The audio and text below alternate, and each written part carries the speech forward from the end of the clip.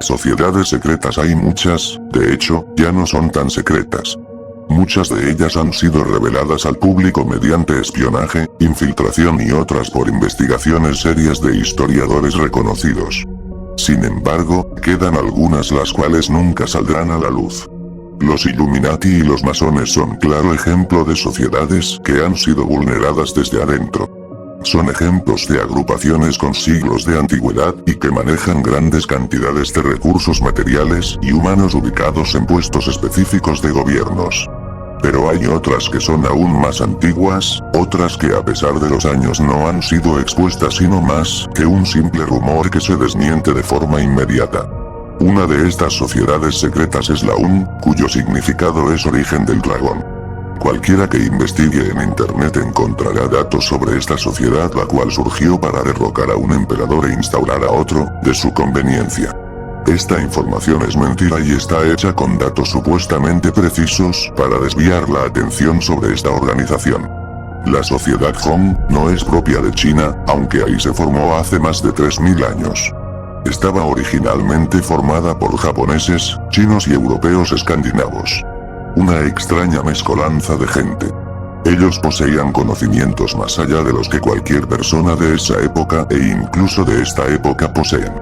Son los guardianes originales de un secreto ancestral que hasta el día de hoy perdura como secreto para el 99,999% de la población mundial. Yo soy historiador, quisiera decir que uno reconocido internacionalmente, pero no, ese es mi mentor, del cual prefiero omitir su nombre por respeto a su memoria. Me he enterado por mera casualidad o capricho de alguna fuerza suprema, ajena a mi conocimiento, del secreto de los Hon. Estoy convencido de que las decisiones que he tomado después de lo que he vivido están bien fundamentadas y en el futuro se me agradecerá por haberlas tomado. Las cosas surgieron tan fortuitamente que empezaré directamente sobre cómo pude enterarme de este secreto. Un buen día, estaba en el Museo de Historia Natural de un país cualquiera, esa información es simplemente irrelevante ahora, viendo la sección de dinosaurios para unas notas de investigación que mi maestro me indicó tomar. Él se percató en una visita previa que en un fósil de dinosaurio, omitiré la especie, pudo ver una marca que le resultó familiar. En ese momento, mi mentor no pudo tomar fotografías ya que se encontraba de visita y en compañía de otros investigadores, por lo cual la mirada hacia aquella marca fue fugaz. Sin embargo, me envió para recolectar imágenes de esa marca y poder saciar su infinita curiosidad. Antes de yo partir hacia aquel museo, me comentó, siendo yo su pupilo de mayor confianza, que sospechaba haber visto aquella marca en antiguos manuscritos persas, los cuales se referían a cierta deidad de la cual el tiempo ya borró toda huella. Todo aquello me parecía una pérdida de tiempo y así se lo hice saber, por la confianza que nos teníamos. Pero fui a recabar las fotos dada la insistencia de mi mentor. Nunca olvidaré aquella mañana. Los acontecimientos se sucedieron de tal manera que parecían escritos por una fuerza suprema que así lo determinaba. Llegué al museo exactamente a las 11:30 am después de tomar un vuelo retrasado 1 hora y 45 minutos. El tránsito de aquella ciudad estaba imposible por lo que a unas cuantas cuadras del museo me bajé del taxi y decidí caminar. En el breve trayecto presenció 2 accidentes, uno relacionado con un repartidor de pizza, el cual fue embestido por un autobús. El pobre repartidor de pizza resultó gravemente herido y el chofer del autobús intentó darse a la fuga a pie. Al hacerlo, no se fijó al cruzar una avenida y fue igualmente atropellado por una camioneta transportadora de máquinas de casino, la cual maniobró violentamente para esquivar al chofer que imprudentemente se le atravesaba. Sobra decir que no logró esquivarlo, pero en la maniobra, 2 máquinas de casino salieron volando y se despedazaron al estrellarse en el pavimento. El choque resultó en una cantidad de monedas importantes siendo esparcidas por la calle. 2 de las cuales llegaron rodando hasta mis pies. Las levanté y las metí en el bolsillo de mi saco y habiéndome despabilado de lo que acaba de suceder me encaminé al museo, 2 cuadras más abajo. Al llegar, exactamente a las 11:30, como mencioné antes, el detector de metales me metió en problemas. Fui inspeccionado por los guardias de seguridad, quienes me hicieron las preguntas de rigor y me pidieron que me quitara el cinturón, las llaves y todo lo metálico. El detector seguía sonando y yo continuaba quitándome prendas para acreditar mi pase al museo. Al final resultó que una de las 2 monedas que recogí del suelo se había desviado por un agujero minúsculo en la bolsa de mi saco y había ido a parar a los dobladillos bajos de mis pantalones. Malhumorado por otro retraso, por fin acceso al museo y me dirigí a la sección de historia natural a cumplir con mi misión. Al llegar a aquel galerón comencé a inspeccionar los fósiles para dar con el que tenía aquella marca, descrita por mi mentor y que le tenía tan intrigado. Exactamente a las 12, lo sé porque sonó mi reloj electrónico al cambiar la hora, un destello metálico me deslumbró de reojo y volteé para ver de qué se trataba. De unos de los fósiles surgía un destello entre azulado y plateado, el cual me cegó momentáneamente y me produjo una leve jaqueca. El destello provenía directamente de una marca extraña, la misma que me describió mi maestro. Le tomé fotografías a aquel objeto, pero por alguna razón las fotos salían desenfocadas. Así que me dispuse a dibujar la marca. Al terminar leí, en la descripción del fósil, que este fue encontrado en Europa, en una región nórdica, sepultado cientos de metros. Lo encontraron mientras hacían una excavación para una mina. En ese momento, no puedo decir que algo me hubiera impresionado, pero sí me pareció raro que un dibujo persa estuviera relacionado con un fósil de dinosaurio. La distancia y la era no coincidían. Sin embargo, dejé las elucubraciones para mi mentor y me dispuse a abandonar el museo y retornar a casa. No quise hospedarme y retorné al aeropuerto para ver si podía regresar el mismo día. No encontré vuelos disponibles, así que decidí quedarme a pernoctar en la sala de espera mientras conseguía un vuelo al día siguiente. Para entonces, el dolor de cabeza aumentó y se hizo insoportable al punto de convertirse en una migraña muy agresiva. Como pude fui a la farmacia para comprar analgésicos, pero tuve un ataque. Me desvanecí. Desperté en un hospital, mi mentor estaba ahí. Mirándome con preocupación me preguntó si estaba bien. Le respondí afirmativamente y ahora yo le pregunté qué había pasado. Me dijo que recibió la noticia de mi ataque, pero que además la gente curiosa, todos con acceso a smartphone, me grababan en el momento del ataque. Todas las grabaciones estaban en internet. Maldije la insensibilidad de la gente ante las dolencias de los demás. En ese momento, mi maestro me dijo que en las grabaciones había algo que no era normal. Y que cuando yo estuviera listo debería verlas. Eso me intrigó bastante. Al salir del hospital, aquella misma noche, me di cuenta de que me habían robado mi cámara y la libreta donde dibujé aquel símbolo extraño. Sin embargo, ni mi celular, ni mi efectivo, los cuales estaban en el mismo lugar, fueron sustraídos. Llegando a casa y aún con el mal sabor de boca de todo lo que me sucedió en un día, estrés fue el diagnóstico de los médicos ante mi ataque, me dispuse a ver aquel video de mi desafortunado incidente. No encontré nada relacionado conmigo, al menos nada de lo que el profesor me dijo. Se me hizo raro, pero pensé que no estaba buscando adecuadamente o que los administradores de los sitios de internet habían censurado aquel video. Al día siguiente, me encontré con el profesor y le comenté que no vi nada en la red que pudiera tener algo sobre mi ataque. Su cara se endureció de pronto y me dijo que olvidara todo el asunto. La curiosidad se apoderó de mí. Había algo que me estaba ocultando y tenía el derecho de saberlo. Lo encaré y le exigí que me dijera qué estaba pasando. Tuvimos una muy seria discusión que casi termina en pleito, hasta que él, cambiando totalmente su actitud, me dijo que lo único que pretendía era protegerme. Arremetí argumentando que la responsabilidad de mi protección era solo mía y de esta forma el profesor cedió. Él tenía una copia del video hecha antes de que lo borraran de internet. En el video me pude ver primero convulsionando y luego, sorprendentemente, los ataques cesaron. Me incorporé y con los ojos totalmente en blanco, comencé a hablar en un idioma totalmente desconocido. La gente se espantó pensando que estaba completamente loco. Yo hacía ademanes amenazantes y en un momento comencé a escribir en mi cuaderno una serie de caracteres completamente desconocidos al tiempo que gritaba cosas y hacía más y más ademanes. En un momento, me volví a desvanecer y ahí quedé tendido, el video finalizaba entonces. Estaba totalmente impactado luego de ver esto. ¿Qué rayos me había pasado? Nunca en mi vida tuve algún tipo de epilepsia, ni en mi familia había casos de algún tipo de enfermedad mental. Mi cara lo decía todo y le pedía alguna respuesta al profesor a sabiendas que él no tenía ninguna. Estaba desencajado y quería una explicación racional, lo suficiente al menos para calmarme. Exploramos juntos varias teorías, me pidió que describiera todo mi día y fue lo que hice, tratando de no omitir detalles importantes. El profesor me preguntó por la imagen que me había enviado a copiar o fotografiar.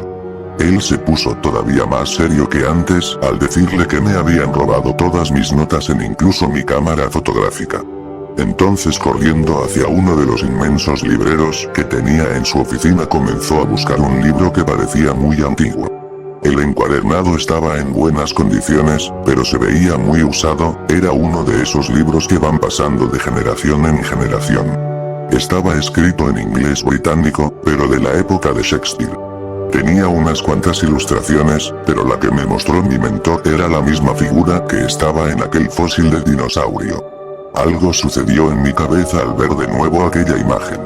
Un dolor insoportable se presentó de pronto, las sienes las sentía explotar y me llevé las manos a la cabeza.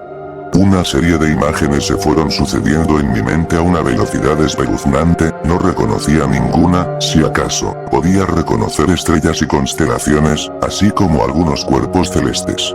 Me desvanecí nuevamente. Al despertar, el profesor estaba junto a mí de nuevo, su cara denotaba preocupación y a la vez fascinación. Le pregunté qué rayos había pasado y me contó que de nuevo tuve otro ataque, 2 horas antes. Esta vez, el profesor fue el único testigo del cambio radical en mi comportamiento. Me contó que de nuevo comencé a hablar en algún tipo de dialecto que él no pudo identificar, pero que pudo grabar con su smartphone en una pequeña parte, prácticamente el final de mi delirio. También dejé unas notas escritas en unos símbolos totalmente extraños y desconocidos. Me preguntó si recordaba algo y yo le dije que solo algunas cosas como lo de los cuerpos celestes. Se le miraba fascinado, su mente estaba divagando a todo lo que daba y murmuraba posibilidades sobre lo que podría estar sucediendo. Me contó que ese símbolo era de una mitología persa muy antigua, una mitología que se perdió en las generaciones porque fue prohibida en algún momento. Ese símbolo, sin embargo, había perdurado hasta nuestros días en algunos manuscritos y grabados, y por eso podía saber de dónde provenía. Comenzamos a investigar sobre la simbología de esos extraños caracteres que provenían de mi propio puño. No encontramos nada, excepto un manuscrito antiquísimo que pudimos ubicar en la antigua China. Con mucha cautela iniciamos una investigación consultando a expertos de todo el mundo. Ninguno sospechó que íbamos detrás de ese misterioso símbolo. La información fue obtenida mediante largas charlas en las cuales salía de manera casual el tema que a nosotros nos interesaba. En una de tantas consultas vimos con la sociedad Hong, no podía haber sido de otra forma que por casualidad. En un manuscrito chino apareció una breve mención de esa sociedad secreta. Todo lo que investigamos en internet fue contrastado con este pergamino. Por ello sabemos que la información que internet maneja actualmente es incorrecta. Mientras hacíamos aquella investigación tuve ataques otra vez, pero sucedían cuando tenía contacto visual directo y prolongado con aquel símbolo. Aparentemente el mensaje era el mismo siempre. Por mis ademanes, más parecía una advertencia que una amenaza, pero al no conocer aquel extraño lenguaje no podíamos sino conjeturar acerca del contenido. Varios meses de intensa, muy intensa investigación y apenas teníamos alguna referencia. Lo más recurrente, solo un par de veces era aquella referencia hacia la sociedad Hong. Gracias al financiamiento con el que contaba el profesor para realizar vastas investigaciones pude viajar a China. No obtuve ningún tipo de resultado. Fui muy insistente con las fuentes que podrían saber algo de los Hong, incluso el intérprete amenazó con renunciar ante mis constantes acosos. Me calmé y pude averiguar que un puñado de gente sabía que en un momento de la historia china existieron los Hong. Eso me alentó y continué la investigación. De 10 fuentes probables, solo una nos resultó en un callejón sin salida. Una antiquísima leyenda en un alejado monasterio fue la clave. Al llegar a esa zona remota de las montañas chinas después de haber viajado en autobús, en tren en burro y por último 5 días a pie, tuve un atisbo de esperanza.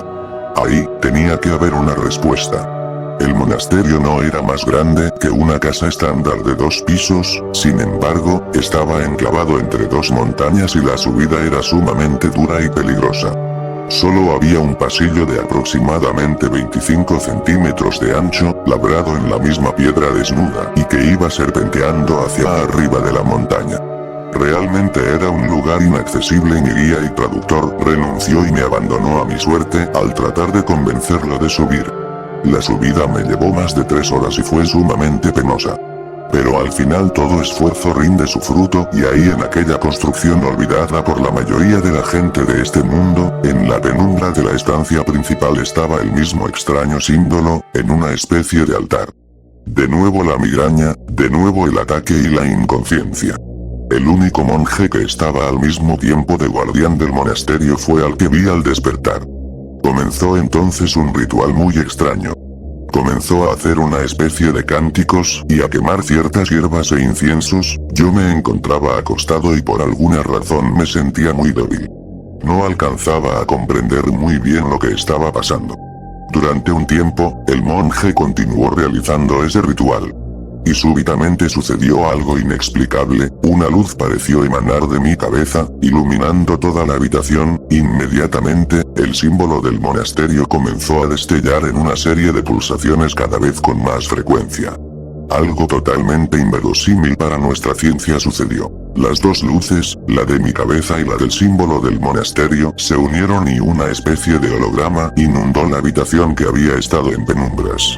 No sé cómo decirlo, pero estaban representadas constelaciones enteras en una especie de mapa interestelar. Una línea de fuego, con forma de dragón chino iba serpenteando por varios puntos, como uniéndolos y dejando detrás de sí una estela de destrucción aparentemente planetaria. No comprendía nada. Ni siquiera podía creer lo que estaba pasando.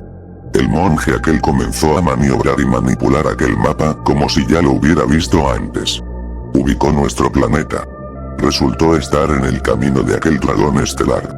No sé a qué distancia, nunca lo sabré, pero lo que sí es seguro es que esta tierra, nuestra tierra será visitada por ese dragón. Aquello me aterrorizó, una descarga de adrenalina hizo que pudiera levantarme del suelo, y aquel holograma desapareció completamente. El monje dijo algo que no entendí y se abalanzó hacia mí con el propósito de atacarme. Caímos al suelo y forcejeamos. Como pude logré patearlo y separarme de él y traté de huir del lugar. Apenas puse un pie en la cornisa, que era el camino de ascenso y descenso, cuando un rayo de luz iluminó de pronto el monasterio. El origen del rayo parecía venir del cielo, era dorado y no completamente perceptible hasta que tocó al monasterio. La construcción milenaria comenzó a sacudirse y las montañas a temblar. Tuve que asirme con todas mis fuerzas a unas pequeñas grietas en las rocas para no caer. De pronto el monasterio se vino abajo junto con su único morador. No sé cuánto tiempo me tomó el descenso, pero en la base de las montañas estaban los escombros del lugar en el que había estado antes y que era la clave para lo que me había pasado. Busqué en los restos esperando hallar algo que me sirviera o alguna pista. No encontré nada ahí, pero de nuevo, por casualidad, encontré una grieta entre las montañas, una especie de cueva que nunca habría percibido ya que la sombra del monasterio la ocultaba completamente. Decido me adentré a ese lugar. Creo que esa decisión ha definido el rumbo actual de mi vida. Saqué la linterna de bolsillo que llevaba y con cuidado fui directo a los interiores de aquellas montañas. La linterna no alumbraba gran cosa y todo parecía normal hasta que encontré un pequeño riachuelo. Lo seguí, en eso la luz de la linterna comenzó a fallar y se apagó. Una luz azulina iluminó de pronto todo el lugar, al parecer las bacterias y algún tipo de musgo y hongos eran los responsables de aquella luz. Se podía ver claramente la cueva, era mucho más grande de lo que había pensado y ahí estaba tallado en muchas de las paredes el símbolo extraño. Inmediatamente cerré los ojos para no tener otro ataque. Pasado cierto tiempo decidí que tenía que abrirlos si quería continuar mi búsqueda de la verdad. Lo hice y no sucedió nada, de hecho, ya nunca tuve otro ataque. como si mi mente se hubiera descargado de esa información que el monje presenció. Los símbolos parecían indicar un camino y lo seguí, adentrándome cada vez más en la montaña y en el interior de la tierra, ya que el camino era descendente. Un dragón chino de pronto apareció tallado, era muy similar al que vi en aquel mapa interestelar.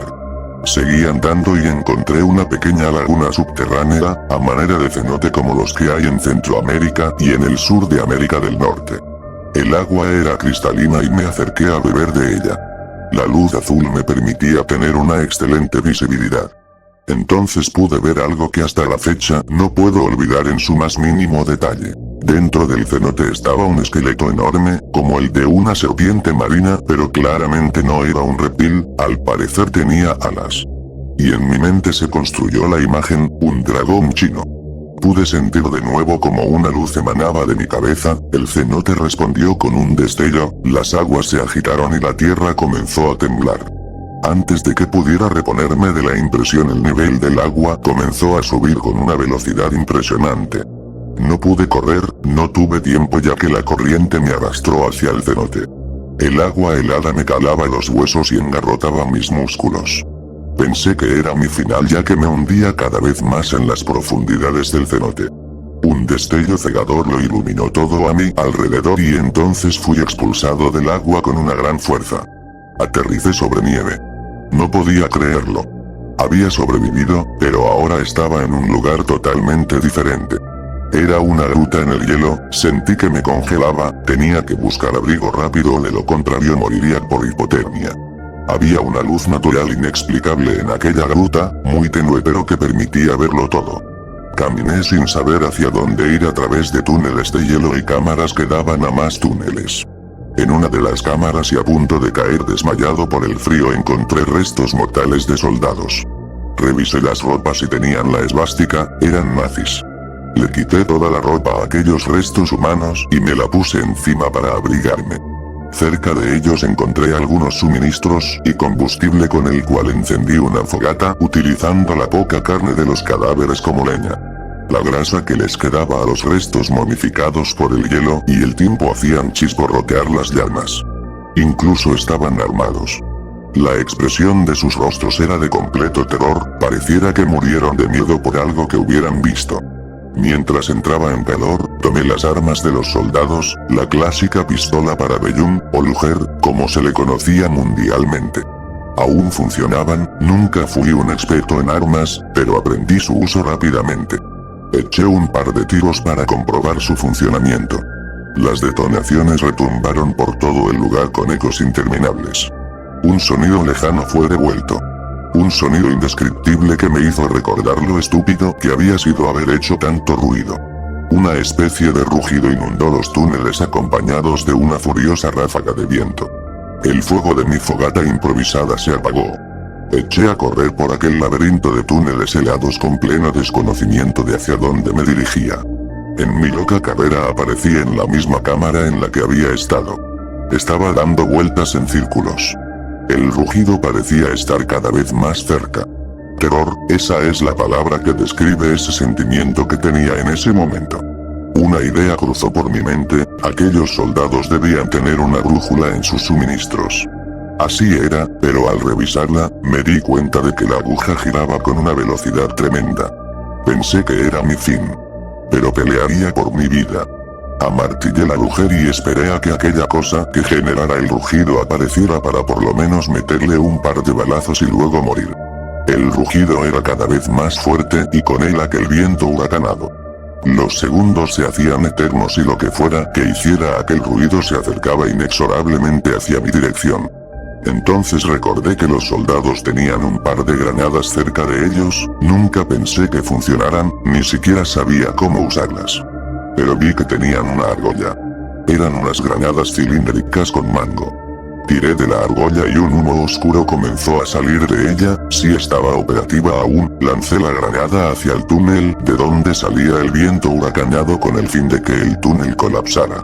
Me cubrí como pude y la explosión logró su cometido justo cuando el rugido era más fuerte, el túnel se derrumbó y aquella cosa no pudo atravesarlo, aún se escuchaba el rugido retumbando por toda la cámara, pero el viento no se sentía. Me había salvado por esa vez. Con más calma comencé a recorrer aquel laberinto. Luego de varias horas y muerto de cansancio, pude ver la luz del día atravesando una pared de hielo utilizando las armas como martillos, fui desgastando el hielo y pude salir a la superficie. No sabía qué hora era. Y el sol me parecía estar en un lugar diferente. Solo se veía hielo por todos lados. Caminé muchos kilómetros sin esperanza, una ventisca comenzó a soplar y pensé que ahora sí había llegado mi fin. Pude ver el mar a lo lejos y milagrosamente una embarcación iba pasando. Estaba en el Polo Norte. La embarcación resultó ser canadiense y me llevaron a la embajada de mi país. Pude volver a casa.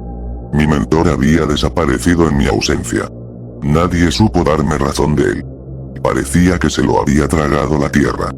No tenía a quien acudir, en eso, un mensaje del profesor llegó a mi celular. Era un mensaje un poco extraño así que tomé mis reservas y contesté el mensaje, pedí una confirmación de su identidad, un detalle que solo él y yo conociéramos. No me llegó nada de vuelta. Lo tienen secuestrado, pensé. Sabía que mi turno de desaparecer estaba cerca así que no regresé a mi casa, me quedé en la estación de policía detenido por insultar a un oficial. Claro, eso lo hice intencionalmente para estar en un lugar seguro esa noche. Al día siguiente, un mensaje de un número desconocido llegó a mi celular. Un mensaje del profesor. Esta vez sí era él. Estaba seguro por la forma de dirigirse a mí. Me decía que estaba en Japón, y que me esperaba lo antes posible. Tomando muchas precauciones tomé un vuelo a Japón, llevando solo equipaje de mano y lo indispensable. Ahí, en el aeropuerto me esperaba el profesor. No estaba solo, iba acompañado de un chofer el cual iba elegantemente vestido, pero que tenía la típica gorra que delataba su oficio. El profesor me saludó efusivamente y me pidió que le contara todo lo que me había sucedido. Yo miré al chofer con recelo, pero el profesor se dio cuenta de ello y me aseguró que no había problemas. El vehículo en que nos trasladamos del aeropuerto a una zona residencial de Tokio era muy lujoso. En el trayecto actualicé al profesor sobre mis vivencias, pero omití contarlo del mapa interestelar. Mis instintos me gritaban que callase sobre ese detalle. El profesor estaba fascinado con mi historia y me hacía constantes preguntas que yo respondía de forma evasiva, hasta donde podía. Llegamos a una residencia fuertemente custodiada. Una fortaleza hecha mansión a la usanza japonesa. Gente muy poderosa vivía dentro, de eso no había duda. El profesor me contó justo antes de entrar a aquella casa que el dueño podría darnos una luz mayor sobre el símbolo que estábamos estudiando. Casi inmediatamente nos recibió el señor de aquel lugar. Un japonés aparentemente de unos 50 años y que dominaba muy bien nuestro idioma. Su hospitalidad era excelsa. Y una vez que estuvimos dentro de su casa y habiendo tomado los alimentos nos preguntó abiertamente sobre la forma como obtuvimos conocimiento sobre el símbolo. No tuve más remedio que contarle y su mirada cambió de repente. Nos mostró un pergamino con aquel símbolo. Según esto el pergamino había pasado de generación en generación y guardaba el secreto más oscuro que la raza humana pudiera conocer. Hablaba de deidades muy antiguas que una vez estuvieron en la Tierra, dejaron huellas de su paso por el mundo, fragmentos de información que se revelarían a su debido tiempo y que sería entonces el momento indicado de que volverían. La sociedad Han era responsable de transmitir ese conocimiento para tenernos listos y servir como esclavos. Y a cambio se les dotó de poder para manipular a las masas en su beneficio. Guerras secretas y globales sucedieron por el poder de esa sociedad, controlando todos los aspectos conocidos y desconocidos para el hombre. Guerreros, samuráis, ninjas, soldados, vikingos, romanos, etc. Todos fueron marionetas de ese oculto poder. Tanto poder no podía estar en manos de una sociedad formada por unos cuantos, alegué. Los conocimientos contenidos en ese pergamino podrían salvarnos a todos de un trágico final. El japonés asintió con la cabeza y se puso de pie. Todo lo que nos dijo había sido un secreto milenario. Un secreto que yo tenía la intención de revelar al mundo. El futuro de todos dependía de unos cuantos, y sabiendo esto ni el profesor ni yo podríamos seguir con vida, de eso yo estaba seguro. Y lo confirmé cuando el japonés lentamente, como meditando, se acercaba a un estante donde había varias katanas cuyas fundas tenían marcado el símbolo, el cual ya no era tan extraño para mí. Me adelanté a todo pronóstico y tomando una navaja oculta en el bolsillo de mi chaqueta me abalancé sobre nuestro anfitrión. Le corté el cuello sin más. El profesor enmudeció y sus ojos se desorbitaron. Como no hice ningún ruido cuando asesiné al japonés, nadie nos interrumpió. Le expliqué con calma a mi mentor el motivo de mi accionar. Él me miraba aterrorizado y me decía apretando los dientes que había cambiado mucho. Nunca sabrá cuánto he cambiado, pensé. Tenía que escapar de aquella fortaleza y tenía la seguridad de que mi maestro ya me resultaba más una carga que una ayuda. Evalué rápidamente la situación, y mi decisión me tranquilizó mucho. Me acerqué lentamente a él para preguntarle cómo podríamos escapar. Mi maestro estaba seguro de que había algún pasadizo oculto en aquella habitación dado que era la base de los Hon. Tenía que haber una puerta de escape de emergencia. Me fijé en las katanas con su símbolo marcado y tomé la más llamativa. Tenía la funda negra con un dragón dorado serpenteando hasta formar el símbolo. Desenvainé la katana. Y me di cuenta de que había una hendidura en la pared. Se me ocurrió encajar la hoja del sable ahí, pero la fricción de la estrechez de la hendidura no permitía que ni siquiera la mitad de la espada entrara. Algo debía lubricar la hoja para poder incrustarla. Y yo sabía lo que tenía que hacer. El brillo de la katana resplandeció en la habitación mientras me acercaba hacia mi maestro. Él me miraba impávido, era muy inteligente y sabía lo que pasaría. Sus últimas palabras fueron súplicas para que le perdonara la vida. No lo hice. Hundí la espada en su humanidad y su sangre me sirvió para lubricar la hoja, la cual calzó perfectamente, hasta la empuñadura, en aquella grieta. Un pasadizo se abrió en el suelo, y me deslicé dentro llevándome conmigo la espada. Una vez estuve dentro, la puerta de entrada se cerró tras de mí y me vi en aquel antiguo, pero bien construido túnel, el cual estaba iluminado artificialmente. Tras recorrer lo que me parecieron varios kilómetros por fin salí a la superficie y me dirigí a un lugar seguro. La sangre en mis manos me reveló muchas cosas. La tecnología a la que tuve acceso involuntariamente y que grabó profundo en mi mente información de valor incalculable. Me dio la capacidad de leer cualquier simbología del antes extraño y ahora familiar idioma. La sociedad Hon mantuvo estos conocimientos reservados para ellos, para su provecho propio en vez de hacer algo a favor del bien común. Usando ese saber reorganizaron el mundo a su antojo y nos han hecho vulnerables. El poder oculto de la información fue lo que permitió que la civilización antigua y moderna prosperara. Los líderes del mundo, siempre codiciosos y corrompidos por la sed de poder, entablaron cruentas guerras buscando aquel objeto que les permitiera perpetuar su reinado o su imperio. Búsquedas interminables de cualquier pista, rumores, todo era siempre considerado como una posibilidad, aunque nunca supieron qué era lo que buscaban. Los griegos, los persas, Atila el Huno, Alejandro Magno, el Imperio Romano, Napoleón e incluso Hitler, entre otros muchos buscaron sin éxito una sola pieza que invocara al poder al que por accidente tuve acceso y que se me ha revelado en aquel monasterio. Cuando estuvieron muy cerca de su objetivo, los Hon, moviendo hilos invisibles en la causalidad de las cosas, acabaron con todos sus enemigos. Oráculos, profetas, sacerdotes y otros tantos nombres se le dieron a aquella sociedad. Siempre esquiva, siempre en las sombras, aprovechándose de nuestra ignorancia, viviendo de nuestros sacrificios, riéndose a nuestras expensas. Y yo, tocado por el efecto de la manipulación. Yo, un simple historiador aprendiendo de un maestro, fui tocado por la convergencia de aquella corriente de efectos provocados por miles de causas manipuladas. Después de modificar el destino de millones, los Hon, los poderosos, los creadores del mundo antiguo, con sus guerreros, sus emperadores, samuráis y sus poderosos ninjas, no pudieron controlar el torrente de efectos en el cual fui arrastrado sin tener ni siquiera noción de ello. Fui el elegido para toparme con el fósil del dinosaurio, yo, entre tantos miles de millones en miles de años. Su forma nos es familiar, en las leyendas los tenemos retratados. Los entes, dioses, o como puedan entenderse o llamarse, yo los llamaría monstruos. Ellos vienen a nosotros de nuevo, podrían pasar miles de años o millones, no lo sé con certeza. Pero vendrán a reclamar lo que una vez fue suyo. Caminaron en esta tierra durante millones de años, crearon a las criaturas, los dinosaurios, y los destruyeron por capricho. Alguna razón, incomprensible para las simples mentes humanas, tuvieron para marcharse. Pero volverán. No cuentan con que ahora el conocimiento es mío, me pertenece. En pos de nuestra supervivencia aprenderé a usarlo. Sí, es lo correcto. Seré el portador de la salvación de nuestra raza.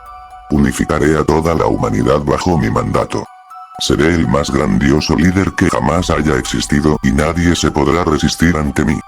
Comienza una nueva era, mi era,